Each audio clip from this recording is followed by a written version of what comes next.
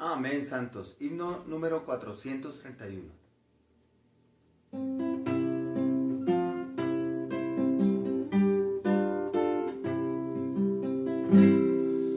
Es un ejercicio el reino de Dios, pero cuando Él regrese será un galardón. En su sabiduría nos hace entrenar para cumplir su plan y justicia firmar. Nacimos de Dios para con Él reinar, pero su entrenamiento nos preparará hasta poder reinar como reyes con Él, para que su reinado se pueda ejercer.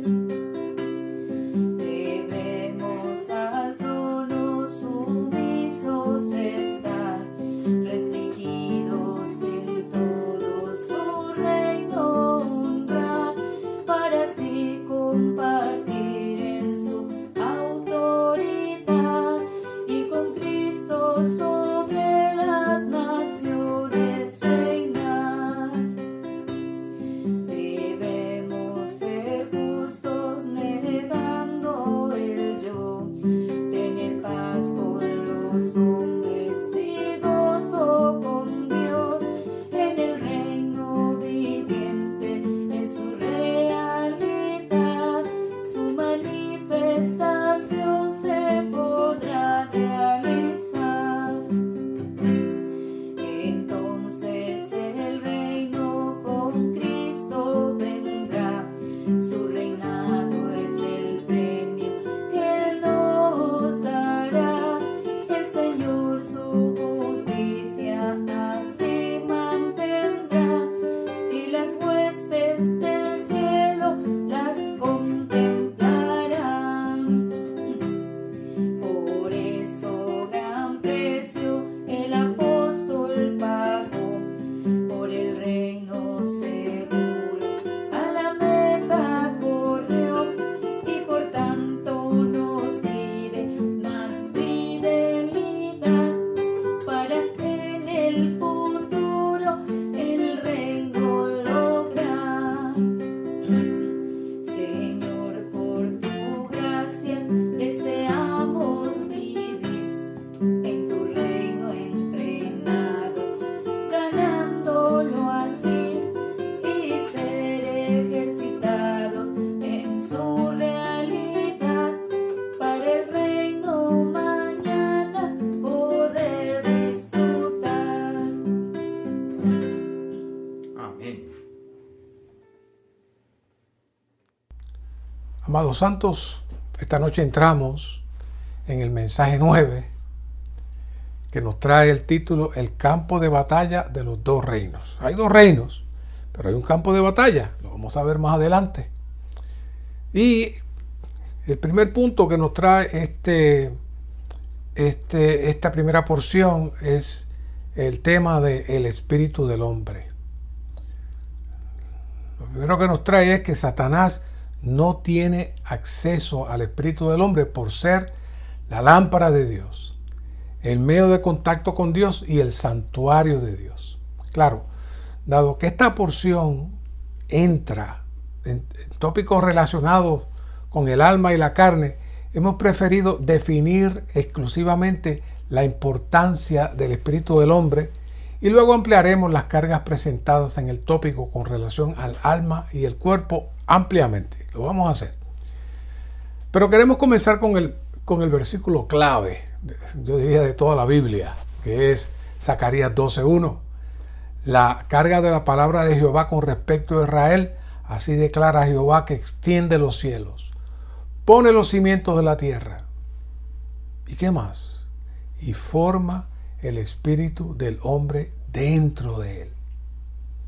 Que hay una nota maravillosa, dice: Dios al crear hizo tres cosas cruciales y de igual importancia: los cielos, la tierra y el espíritu del hombre. Los cielos fueron hechos para la tierra. La tierra fue hecha para el hombre y el hombre fue creado por Dios con un espíritu a fin de que pudiese contactar a Dios, recibir a Dios, adorar a Dios, vivir a Dios, cumplir el propósito divino en pos de Dios y ser uno con Dios. Todo eso. Por eso es que es tan crucial el Espíritu de Dios, el Espíritu del hombre para Dios. Por otro lado, nuestro espíritu también es tanto la lámpara de Jehová como el santuario de Dios. Y eso lo vamos a estar mirando en Hebreos 4 del 12 al 16. Ahí estaremos mirando más adelante que primero nuestro espíritu es la lámpara, pero va a evolucionar a ser el lugar santísimo.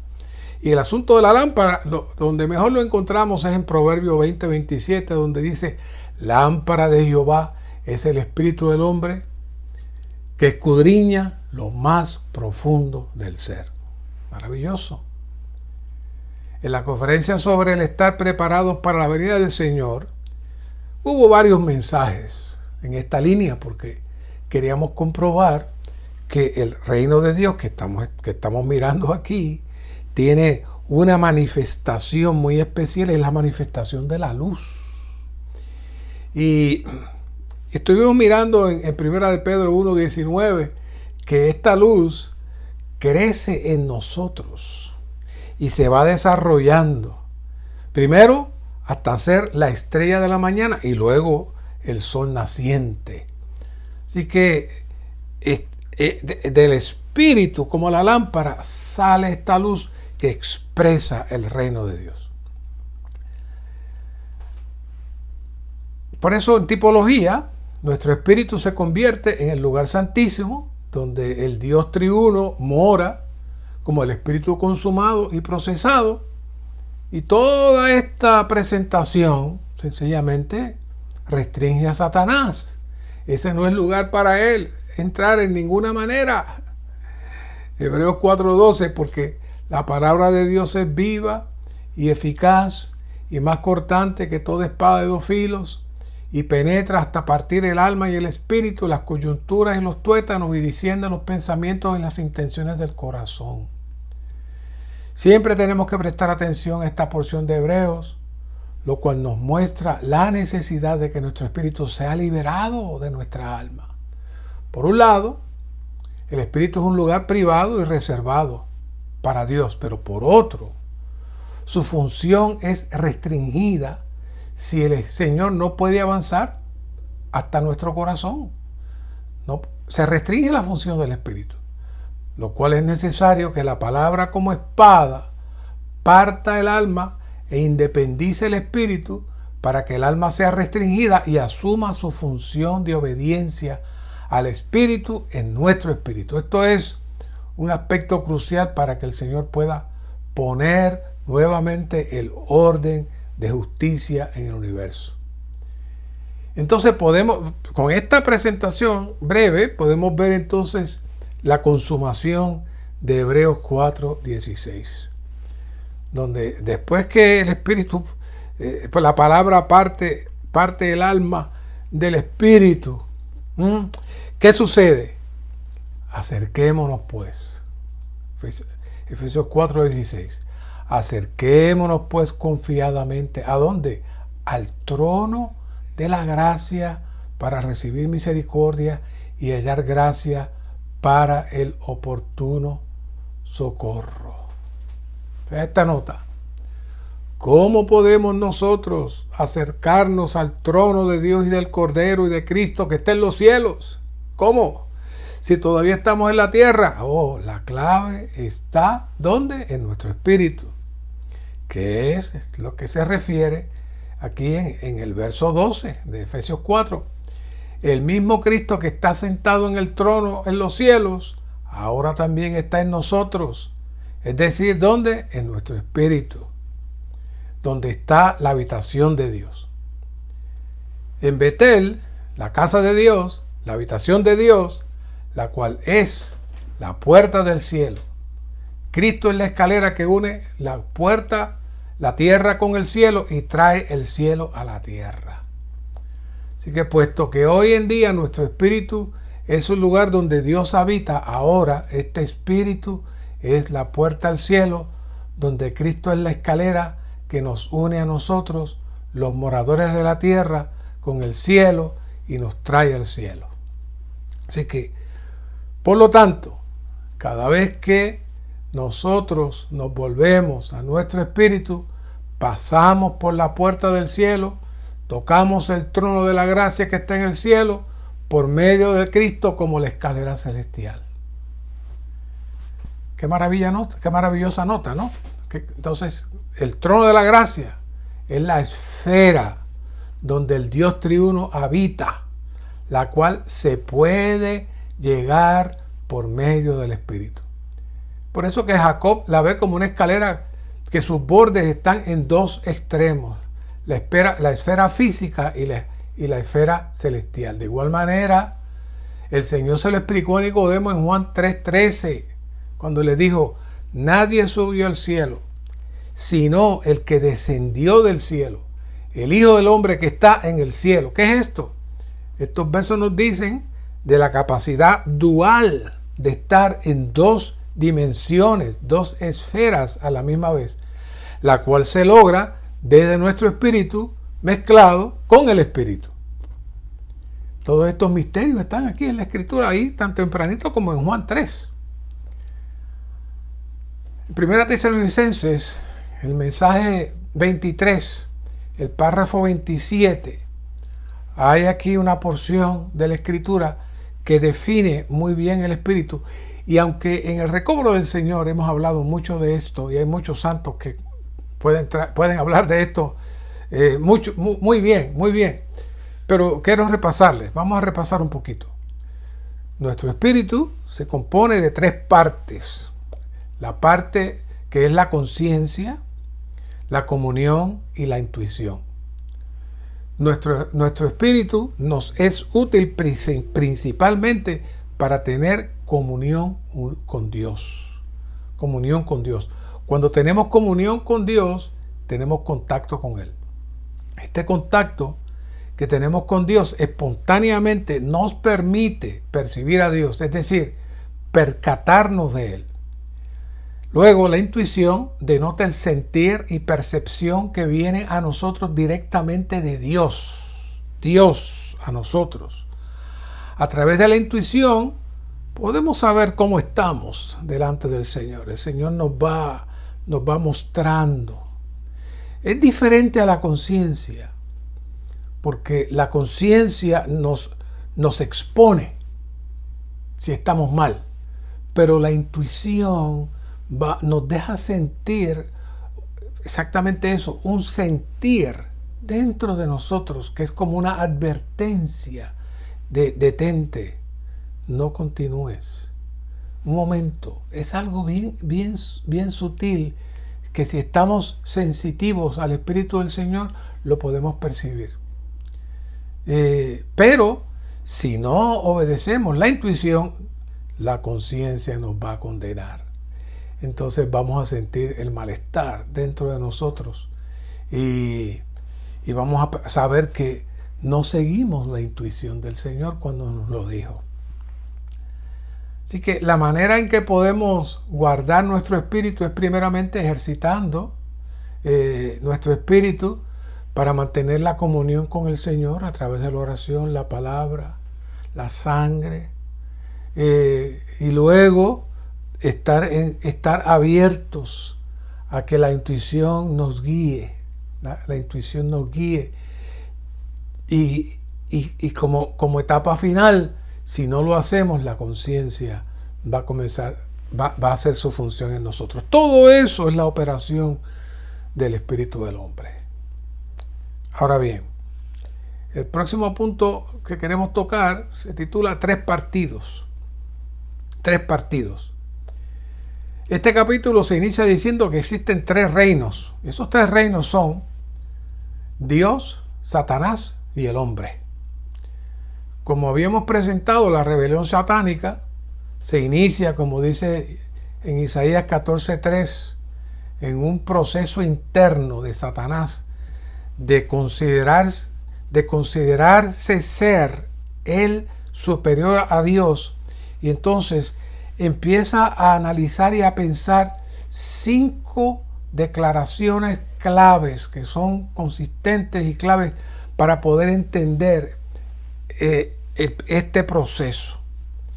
Y hablamos de subiré, yo subiré, yo me exaltaré, me sentaré, vuelve otra vez y repite, yo me subiré, y por último dice, yo me haré. Esas son sus 5 declaraciones claves que se ven en estos versículos.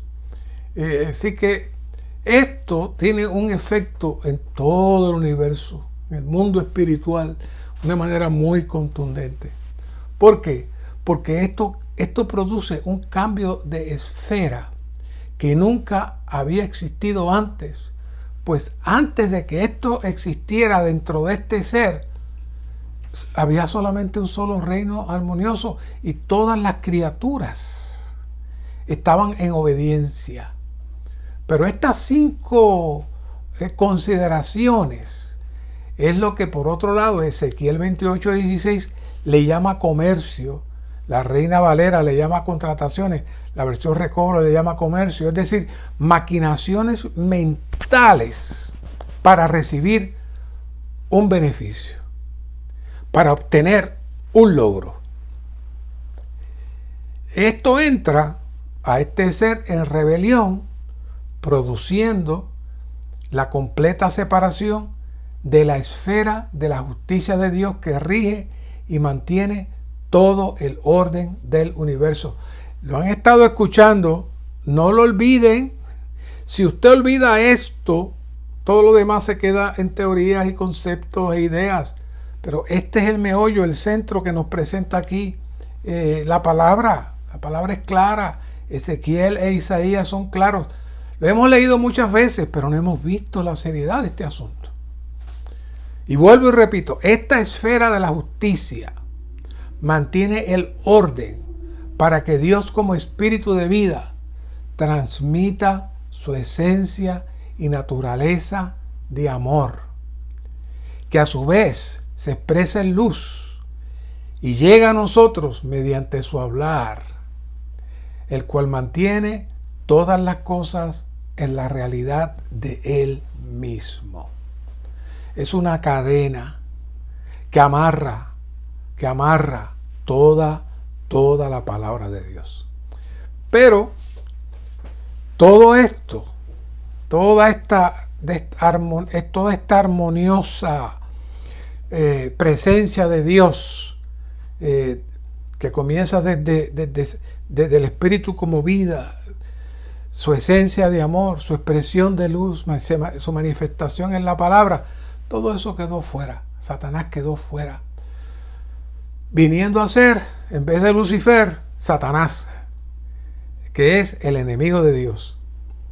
Y entonces él entró, no es que él la hizo, ni que la produjo, él entró en la esfera de las tinieblas, en la esfera de contaminación y la esfera de la vanidad. Él mismo entró en una esfera de maldición. No se olvide esta palabra maldición, la vamos a explorar bastante más adelante. Pero a veces le atribuimos a Satanás más cosas de las que tiene. ¿Se acuerda que en el mensaje pasado dedicamos un buen tiempo para hablar del reino de la nada? Ese es el reino de Satanás. Y hay que traerlo, y se lo explico otra vez hasta que finalmente lo veamos. Este es nuestro último mensaje. Pero esto es clave, crucial para su vida espiritual, su vida, una vida cristiana de autoridad. Usted sepa dónde está parado, enfrente a este enemigo. Así que esta nueva esfera en el universo es lo que hemos estado viendo por largo tiempo en el libro de Génesis, que se presenta como el árbol del conocimiento del bien y del mal, el cual es el ejercicio del alma y el cuerpo fuera de Dios. Y en esa esfera es que todos nacimos. En esa esfera es en donde todos nacimos. Y lo que mencionamos en Hebreos 4:12, donde el Espíritu está está limitado por un alma capturada, es lo que mantiene el espíritu del hombre cautivo y sin la función apropiada, y por ende se amortece el espíritu del hombre. Pero vámonos a Génesis. En Génesis vemos que este árbol, que como vimos es una figura, no es que haya un árbol físico allí para comer, es una figura espiritual muy sólida que se presenta aquí en Génesis juntamente con el árbol de la vida, claro está, pero no son cosas físicas. Este árbol vino a ser un gran reto para este nuevo ente que fue creado en el huerto del Edén. Es decir, estamos hablando del hombre, el Ish, como dice en hebreo. Por un lado, estaba Dios mismo como vida, representado como el árbol de la vida. Y por otro, Satanás mismo como muerte, representado por el árbol del conocimiento del bien y del mal. Y el hombre en una esfera neutral, con instrucciones específicas de que no podía participar de ninguna manera de dicho árbol, el cual era la puerta. Esta es una puerta para entrar en la esfera de rebelión y muerte que Satanás mismo había producido dentro de él. Si usted tiene esto claro, entonces podrá entender muchas otras cosas. Pero si no tiene esto claro, vamos a seguir viendo a Satanás como lo presenta Hollywood y por ahí. No es así, no es así. Ahora bien, una vez más, deseamos enfatizar que aunque la puerta del árbol del conocimiento del bien y del mal, que fue gestado y producido dentro del ser mismo de Satanás, estaba presente en el universo, esto nunca fue una opción de Dios para el hombre. Dios nunca le dio esa opción para que el hombre escogiera cuál de los dos árboles le parecía más bonito y él escogiera. No, estamos claros que Dios siempre le dijo, de ese árbol no comerás. Y si lo hablamos en la manera como estamos hablando esto, Dios le dijo a Adán, no se te ocurre ejercitar tu alma, no se te ocurre ejercitar tu mente, no se te ocurre ejercitar tus emociones, no se te ocurre hacerlo, porque cuando tú ejercites tu órgano de manera equivocada, te desligas de la fuente. Eso es lo que está detrás de eso, de lo que Dios le estaba diciendo a Adán. No es tan sencillo que agarró y comió, no, eso no es nada, eso es la imagen de Hollywood. Vamos a borrar eso. Dios le advirtió a Adán que no podía participar de eso porque entonces él iba a entrar en la misma rebelión que las otras criaturas creadas habían entrado. Pero por otro lado, Dios sí esperaba que Adán se ejercitara en su espíritu formado exclusivamente, no solo para tener contacto con Dios, sino para que Dios entrara en él y viniera a ser uno con él, como el árbol de la vida. Claro está. Quizás teorizamos de cómo era el árbol del conocimiento del bien y del mal, pero ya vemos que cuando Cristo vino, Él vino como la vida, Él vino como el árbol de la vida. No era un árbol de verdad, es la figura, la puerta que representaba entrar en Dios. Entonces, en Génesis 2:15, el hombre debía preparar su ser interior para labrar y velar el terreno del corazón para recibir, una vez recibido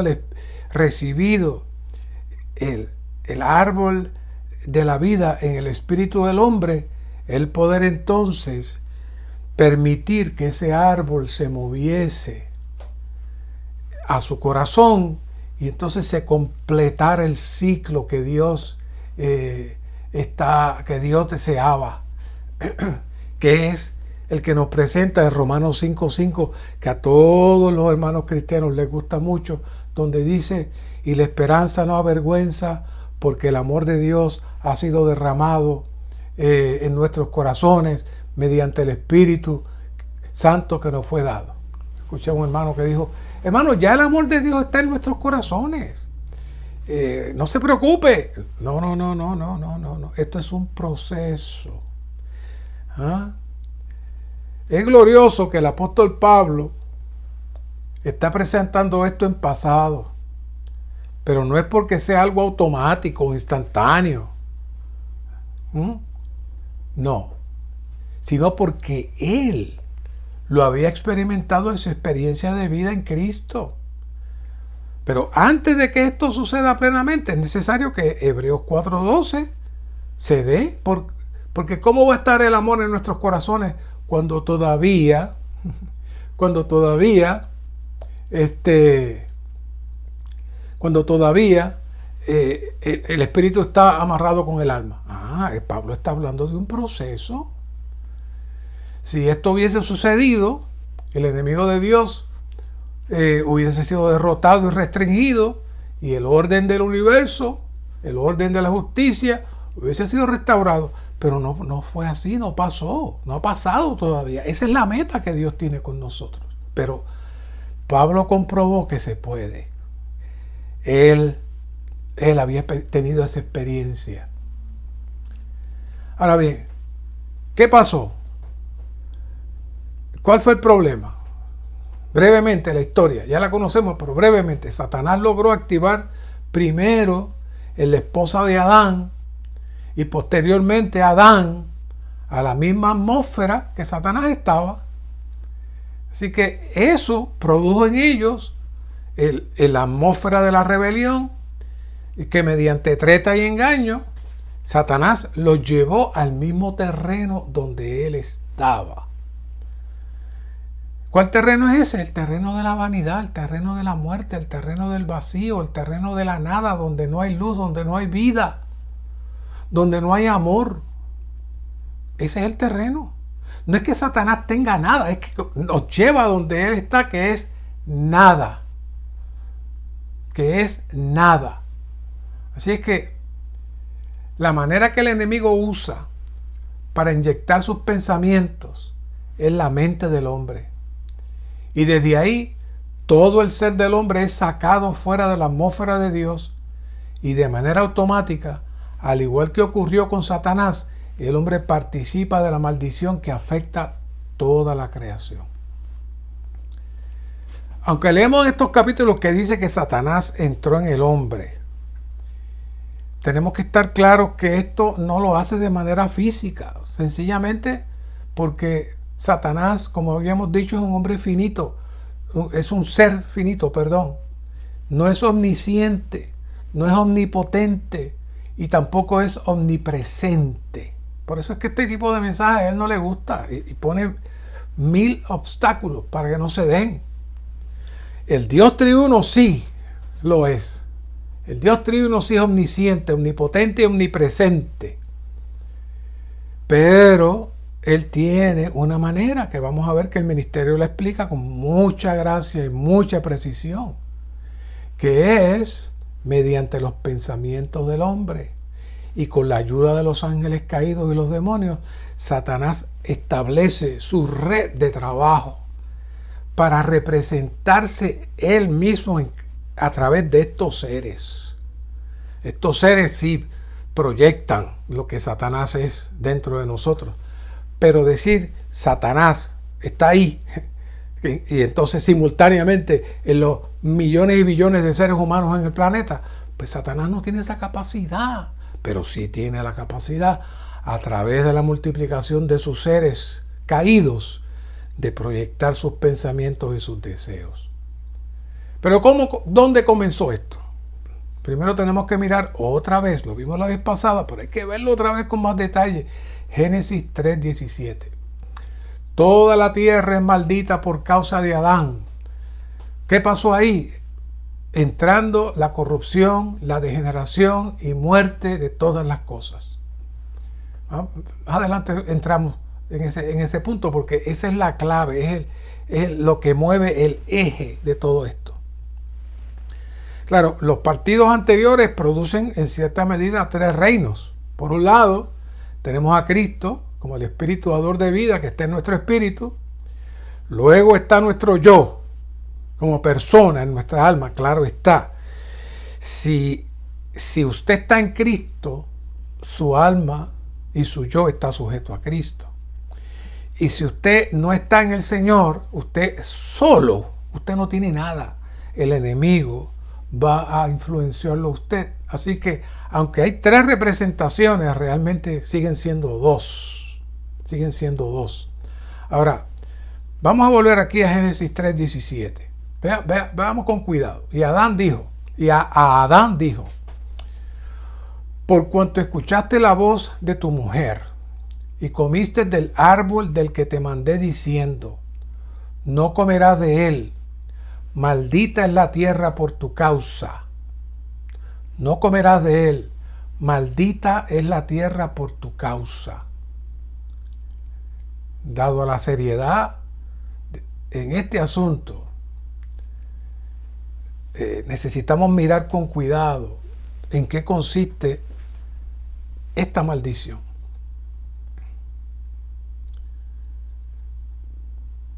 ¿En qué consiste que la tierra sea maldita? Adán era la cabeza de toda creación. Por lo que cuando él sale de la atmósfera de Dios, como sucedió con Satanás, el hombre y todo lo creado entró en tinieblas y fuera de toda la protección de Dios. Efesios nos menciona el inicio de Dios para separar a sus escogidos en este caos. Efesios 1:3 dice, bendito sea el Dios y Padre de nuestro Señor Jesucristo, que nos bendijo con toda bendición espiritual en los lugares celestiales en Cristo. Claro, aquí hay una cantera de revelación en este primer capítulo de Efesios, pero yo solo deseo enfatizar una sola palabra: bendijo. Bendijo. Y quiero hacer un contraste con la palabra maldita de Génesis 3:17. Podemos ver que la bendición está relacionada con estar y participar en la atmósfera donde somos infundidos con todo lo que Dios es. Adán y su esposa estaban en el proceso de ser infundidos con la plenitud de tal bendición al participar del árbol de la vida.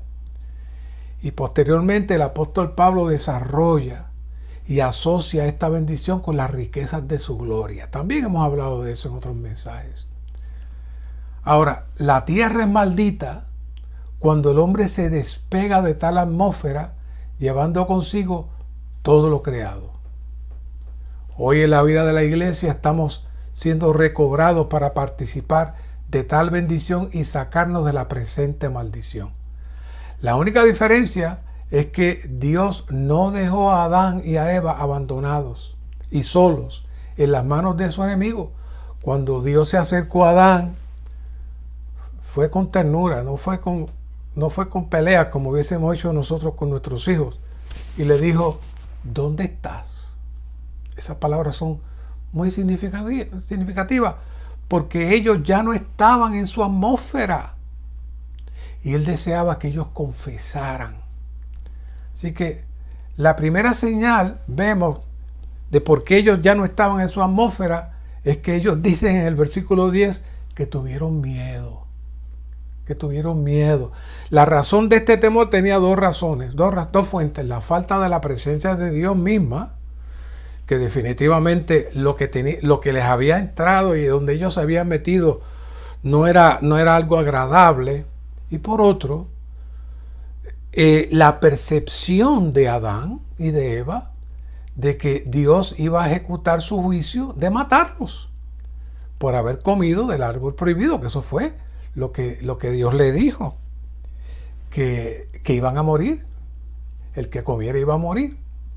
Así que eso confirma que ellos no estaban en su espíritu para nada, porque estaba amortecido y estaban completamente en su mente, igualito que nosotros, que nos entramos en la mente y empieza la preocupación y empieza la ansiedad y no dormimos y pensando que va a pasar esto y va a pasar lo otro, y cuando suceda esto, somos igualitos que nosotros. Ellos estaban allí iniciándonos a nosotros en lo que nosotros vivimos todos los días.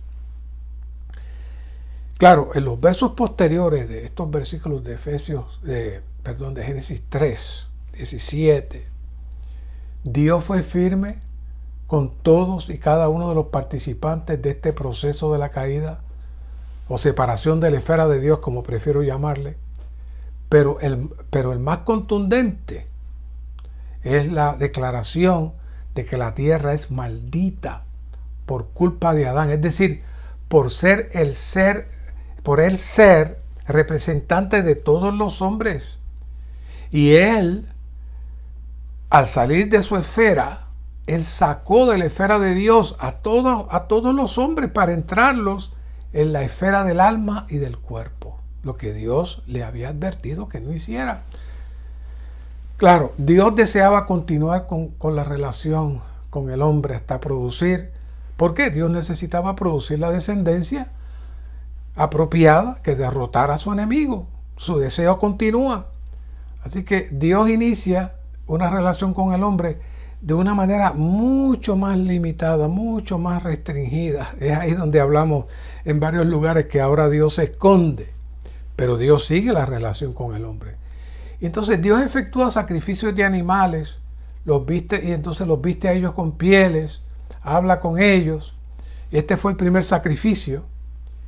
Y en Dios ocurre algo que solamente con cierta visión y discernimiento lo podemos ver, que está en Apocalipsis 13:8b, donde dice: del Cordero que fue inmolado desde la fundación del mundo. ¿Qué pasó ahí? ¿Qué está diciendo Apocalipsis 13:8b?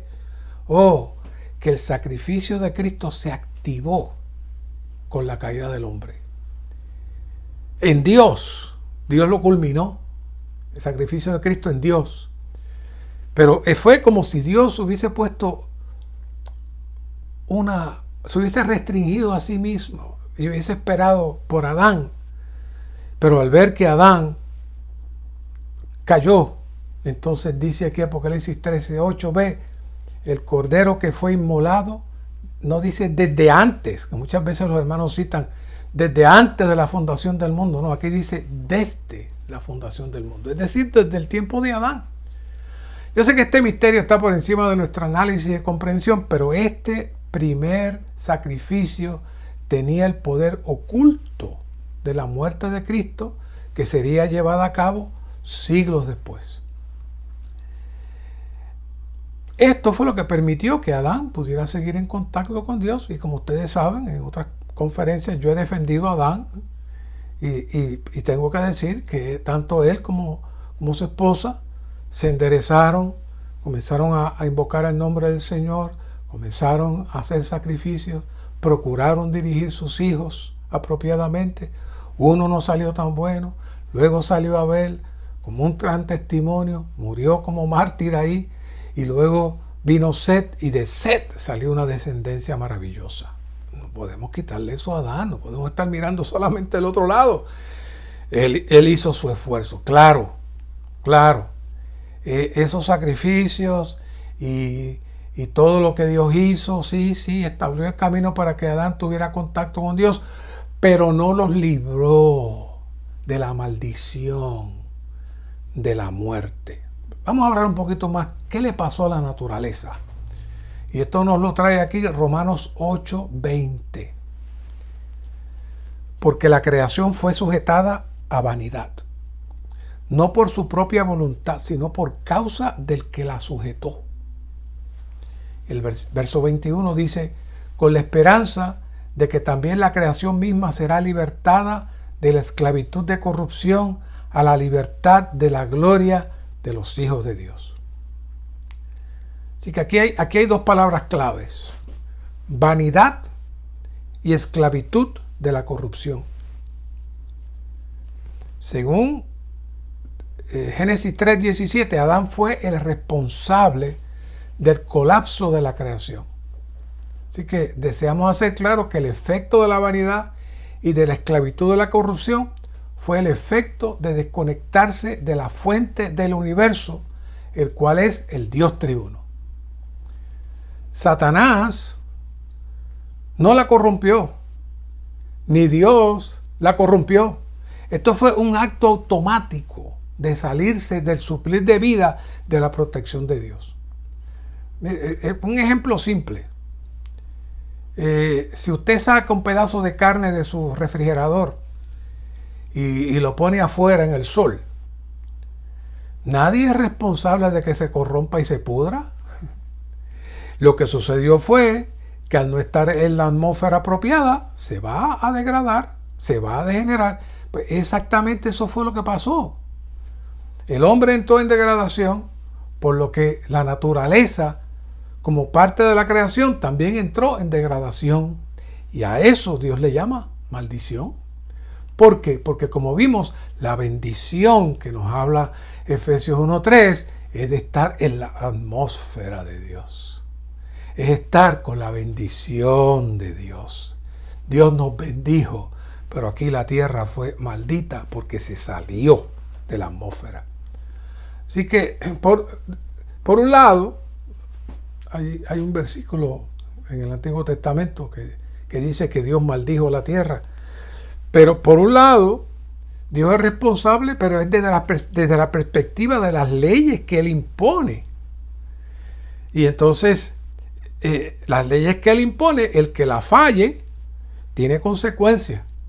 Pero realmente Dios dice, mira, el responsable fuiste tú. Tú eres el culpable de que la tierra haya sido maldita.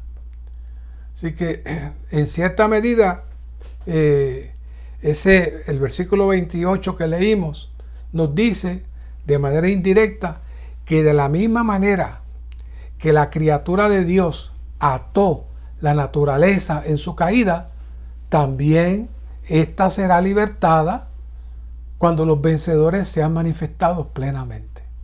Así que, por un lado, Adán ató, fue responsable de la maldición de la tierra, pero por otro, el nuevo hombre, creado en Cristo, y los muchos vencedores van a ser también los que van a liberar la naturaleza. ¿Por qué? Porque habrán algunos que habrán entrado a vivir en la justicia y el orden de Dios, y el enemigo finalmente será apresado. Ahora bien, ¿qué es nuestra condición ahora? Romanos 7:18. Pues yo sé que en mí, esto en mi carne, no mora el bien, porque el querer el bien está en mí, pero no el hacerlo. Y el 23, pero veo otra ley en mis miembros, que está en guerra contra la ley de mi mente, que me lleva cautivo a la ley del pecado que está en mis miembros. La pregunta es, ¿qué es la ley del pecado que está en mis miembros? La ley del pecado es como cualquier ley del universo. La ley de la gravedad, por ejemplo, hace que todo lo que sube tiene que bajar. Entonces, la esclavitud de corrupción es la esfera en donde entramos de manera automática cuando la primera pareja cayó. Entrar en pecado es estar fuera de la esfera de Dios. El hombre exterior, que lo compone la mente, la voluntad y emoción, y el cuerpo físico, nace fuera de Dios. Y en cada ser humano que nace, tenemos la vanidad y la corrupción, la degradación, que nos llevará a la muerte. Así que, al estar fuera de la vida, el amor, la luz y la palabra, que es la realidad, automáticamente entra la vanidad y la corrupción. Y el primero que participó de tal experiencia fue Satanás mismo. No es que Satanás creó esto y hizo lo otro, no, él participó de esa experiencia, y luego los ángeles caídos, y luego el hombre, y finalmente, todo lo creado, por ser el hombre, la cabeza de la creación. Ahora bien, una vez todo lo que entra en esa esfera está abierto y susceptible a ser usado por el enemigo, el cual vive y participa de la vanidad y corrupción. O sea, nosotros somos un plato abierto para él, porque esta es su atmósfera. Esta es su atmósfera, nuestro cuerpo físico. Es su atmósfera, nuestra mente, dependiendo de dónde esté ubicada, es su atmósfera. Oiga esto bien serio. Así que, como hemos visto, el espíritu del hombre lo compone la intuición, la comunión y la conciencia. El alma del hombre la compone la mente, la emoción y la voluntad y la conciencia, que es una parte. Los dos comparten la conciencia, se comparten el espíritu como en el alma, como una puerta que mueve de un lado a otro. Pero en el cuerpo tenemos los conocidos 5 sentidos. Nunca hemos hablado mucho de los 5 sentidos, pero los 5 sentidos crean la atmósfera, son las puertas, son los medios que Satanás usa con sus demonios y ángeles caídos para llevarnos y mantenernos cautivos a cada momento. Ahora Satanás, mediante sus ángeles caídos y los demonios, operan constantemente para que no entremos en la atmósfera de Dios, activando nuestros 5 sentidos mediante sugerencias en la mente. Debemos estar alertas, pues, en un ataque constante. Este es un ataque constante. Estamos dentro de un ataque constante, dentro de esta operación para cautivarnos a través de nuestros sentidos y luego alimentar nuestra mente. Y luego nuestra mente es alimentada y vuelve y se revierte para activar los sentidos. Eso es una avenida de 2 vías. Por eso el apóstol Juan es muy claro en esta operación, en 1 de Juan 2:16, porque todo lo que hay en el mundo, primero, los deseos de la carne, luego, los deseos de los ojos, luego, la vanagloria de la vida, no proviene del Padre, sino del mundo. ¿Y qué son los deseos de la carne? Vamos a hablar de eso pronto. Los deseos de los ojos, donde alimenta uno de los sentidos más importantes, la vista. Obviamente nadie quisiera estar ciego, pero los ciegos tienen una puerta menos de contaminación, definitivamente. Mientras más activo tengas todos tus sentidos, más puertas tiene el enemigo para entrar. Igual que el sordo mudo, el sordo. Son puertas que el enemigo no tiene para poder penetrar, tiene que usar otras avenidas. El punto es que nuestro cuerpo físico es una esfera donde el enemigo puede trabajar con nosotros. Así que por eso estamos en este ataque constante. Y el enemigo ha provisto como dice la profecía en Daniel, el aumento de la ciencia se ha destacado mucho, especialmente en la tecnología, y la tecnología se ha explotado para ponernos en las manos el mundo. Y entonces entramos en los deseos de la carne, los deseos de los ojos, que viene a ser entonces la alimentación del enemigo a nosotros para mantenernos en la atmósfera satánica. Podemos decir para pecar, pero ¿sabe lo que es pecar? Estar fuera de Dios. Así de sencillo es pecar. Cada vez que usted se mantiene fuera de Dios por mucho tiempo, usted está pecando. Así que en la caída, el espíritu del hombre quedó amortecido y sin función para Dios, influenciado por el alma. El alma asumió el control del hombre para que el hombre fuera dirigido no por el espíritu sino por el alma. Pero el gran problema lo vemos en Génesis 6:3, donde dijo Jehová: no contenderá mi espíritu con el hombre para siempre, porque ciertamente él es carne. Serán sus días pues 120 años. Que hay 2 cosas. Se trastocó completamente el orden de Dios, que se mueve desde el espíritu, el alma y el cuerpo, para ahora el cuerpo como la carne y el alma como la carne también, porque no piense que solamente este cuerpo físico es carne, es la combinación del alma y el cuerpo. Vienen a ser ahora los rectores del hombre, por eso el Señor dice, Dios dice aquí, ciertamente ahora Él es carne completo. Y ahora eso va a hacer que dure más que 120 años. Y desde que dijo eso, cuando llegó entonces a los salmos, 70 años. Y los jovencitos ahora que están viviendo 25 o 30 años por causa de la droga y tantas cosas. ¿Qué es eso? Ese es el proceso de degeneración, de la corrupción de la naturaleza.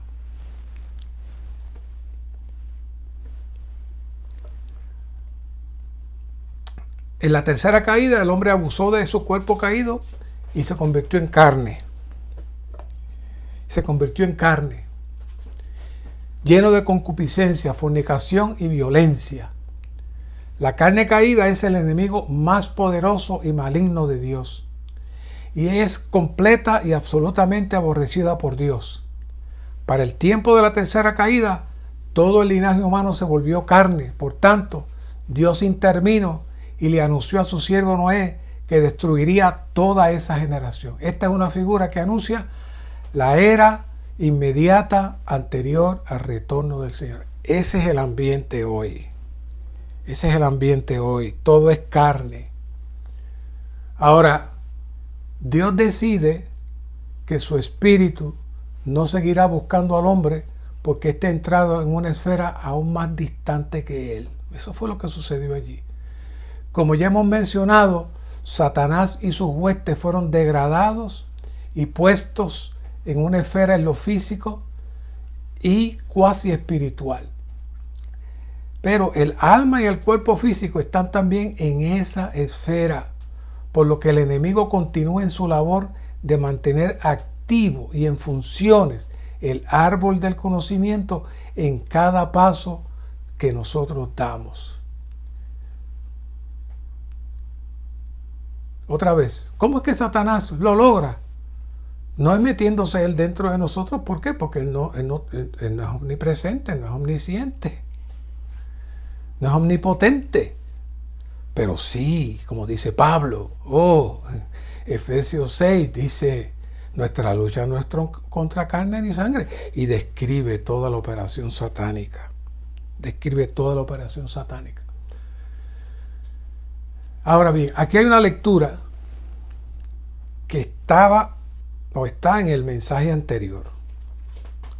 No quisimos tocarlo porque tiene demasiadas cosas que están amarradas a lo que estamos trabajando aquí y creemos que ahora es el mejor momento para trabajarla. Vamos a entreleer y hablar un poquito esta lectura. Antes de que Dios pudiera entrar en el hombre, Satanás se introdujo primero de una manera muy astuta.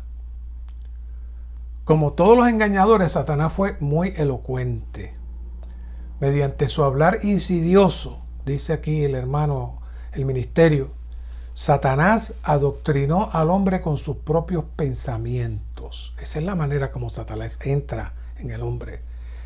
Él inyectó en la mente humana sus propios pensamientos malignos. Esa es la manera como Satanás está dentro del hombre, en sus pensamientos malignos, que los inyectan los demonios. El principio hoy sucede lo mismo. Hoy sucede lo mismo. Siempre que uno acepta ciertos pensamientos, enseguida actuará conforme a ellos. Los pensamientos vienen primero y después las acciones. Los pensamientos que la gente acepta a la postre influirán en su comportamiento. Después que Satanás inyectó sus pensamientos malignos en la mente humana, el hombre utilizó su cuerpo para tomar el fruto del árbol del conocimiento del bien y del mal. Este asunto de usar su cuerpo es que seguimos usando nuestro cuerpo y nuestra alma como carne para mantener activa el fruto del árbol del conocimiento del bien y del mal, activando nuestra mente y nuestro ser completo. Eso es una lectura que está ahí, lo pueden encontrar en el mensaje 8. Ahí está el ministerio explicando cómo es que Satanás entra en el cuerpo del hombre. No es que Satanás se metió en su cuerpo ahí, sus pensamientos trabajan con nosotros, son inyectados a través de estos seres malignos. Ahora bien, el enemigo no tiene nada, no posee nada, no puede crear nada. Ahora, lo que sí tiene es la experiencia de la iniquidad. ¿Se acuerdan de esa palabra? Que es el proceso de torcer y desviar la palabra de Dios. Él, mediante ese proceso de la iniquidad, él mismo experimentó y vivió lo que es entrar fuera de Dios.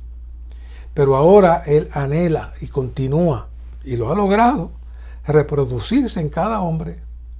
Por eso dice aquí, Satanás adoctrinó al hombre con sus pensamientos. Ahora este proceso de adoctrinamiento es sumamente agrandado, dado a que la tecnología nos bombardea a cada momento para mantenernos ocupados y alejados de Dios, en lo que hemos llamado el avivamiento constante de la muerte. Estuvimos hablando de eso bastante la vez pasada. Así que el siguiente aspecto crucial es la estructura que tiene el enemigo para llevar al hombre a llevar a cabo su deseo, que es lo que hemos estado hablando de toda esta estructura nueva que nos ha caído en las manos con los teléfonos celulares y las tablets y todo lo que ocurre. Si usted va a cualquier restaurante, aún una pareja que antes estaban hablando y compartiendo, cada uno tiene un teléfono, está mirando el teléfono. Si entra en un bus, como le llaman en su país, y todo el mundo está mirando el teléfono, ese es algo constante, el aparato donde Satanás está transmitiendo. Si logramos torcer eso para leer mensajes del ministerio, para memorizar versos de la Biblia, la cosa cambia. Ojalá que el Señor nos alumbre en eso. Aquí hay un tema que se llama las fortalezas de la mente. Y no me queda mucho tiempo, pero como este es el último mensaje, tengo que alargarlo un poquito.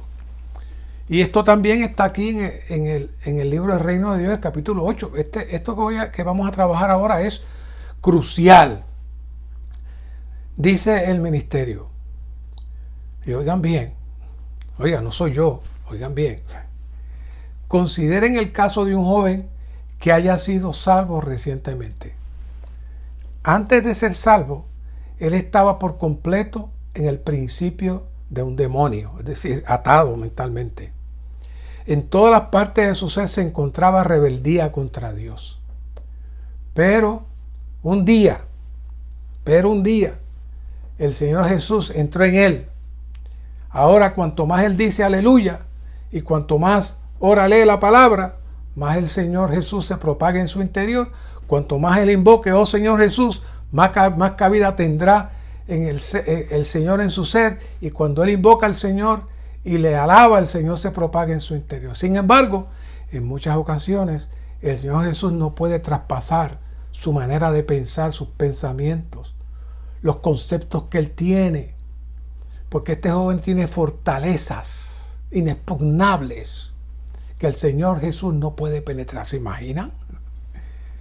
Parte de su ser se encuentra sujeto al reinado del Señor Jesús. Eso está en su espíritu. Pero otras partes de su ser son fortalezas que resisten el gobierno del Señor. Es lo que hablamos al principio de la mezcla del espíritu y el alma que tiene que ser cortada. Esto es rebelión y corresponde al principio propio de un demonio. Si el Señor Jesús no puede penetrar esta fortaleza, después de varios intentos, este joven perderá, el deseo de orar, de leer la palabra, de invocar el nombre del Señor. Si el Señor intenta prevalecer, pero no le es posible, entonces él va a esperar un tiempo.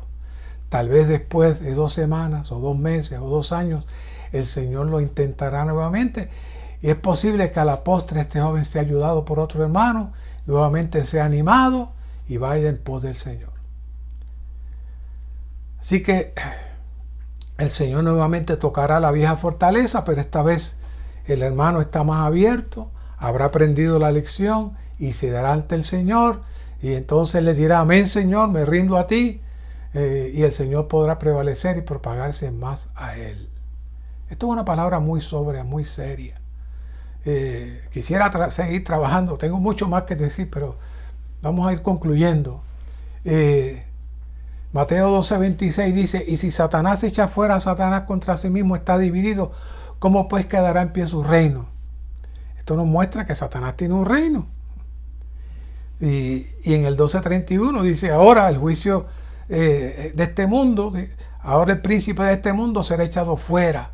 El Señor se cuida de no decirle rey a Satanás, le dice príncipe, pero se nota que estamos en una atmósfera satánica completa que gobierna la tierra y que lo describe fácilmente ahí en Efesios 6:12. Por lo tanto, nosotros necesitamos estar alertas. Necesitamos estar alertas, no podemos estar dormidos. El ataque de los demonios es real. El ataque de los demonios es real. El ataque a la mente, a la exposición, a los medios de comunicación es real. Todo esto es real. Por lo que todos nosotros necesitamos presentarnos delante del Señor y darnos cuenta que hay una manera que el Señor nos puede guardar. Y es la manera más sencilla que conocemos. La conocemos muy bien. Y es tornarnos al Señor. Como dijimos al principio, tornarnos a nuestro espíritu. El espíritu está a la esfera necesaria para que el Señor pueda moverse, para que el Señor pueda avanzar en nosotros y que se pueda cumplir Mateo 12:28, que nuevamente el ministerio lo toca una y otra vez en estos capítulos. ¿Qué dice Mateo 12:28? La solución a nuestro problema. Y si yo por el Espíritu echo fuera a los demonios, lo dice Cristo, ha llegado a ustedes el reino de Dios. Oiga, eso no era en aquel tiempo, eso es ahora. El ataque de los demonios está activo. El ataque de los demonios es prevaleciente, constante en nosotros. Nosotros no estamos hablando de esto todos los días, pero lo estamos experimentando. Lo estamos experimentando y estamos viendo situaciones feas, incómodas en la vida de iglesia por falta de no estar orando apropiadamente. ¿Saben cómo es que el Señor echa fuera a los demonios? Muy sencillo, lo hemos estado diciendo todo el tiempo, disfrutando al Señor. ¿Saben por qué? Cuando usted disfruta al Señor, cuando usted invoca al Señor, cuando usted toma tiempo por el Señor, aunque usted no lo sepa, los demonios se van. Los demonios lo liberan a usted. Por lo cual no deseo extenderme más en este mensaje. Puedo hablar 2 horas. Pero vayan a estos mensajes, mensaje 8, mensaje 9. Hay muchos puntos que no puedo tocar, pero les he traído la esencia, la clave principal, para que ustedes puedan darse cuenta de que esto no es un juego, esto es serio, es lo que Pablo trató de decirnos. Nos trató de decir muchas veces que nuestra lucha no es contra carne ni sangre. Y estamos en estas 2 esferas, pero ahora necesitamos permanecer en una sola esfera, que es la esfera en donde Dios gobierna y reina. Que el Señor nos mantenga firmes y nos dé su vida, su suplir, y que podamos echar hacia afuera las tinieblas que nos arropan. Gracias, Señor, por tu palabra. Gracias, Señor, por tu vida. Y esperamos que tu iglesia sea levantada en este reino de vida y que el reino de Satanás sea finalmente subyugado. Gracias, Señor. Amén.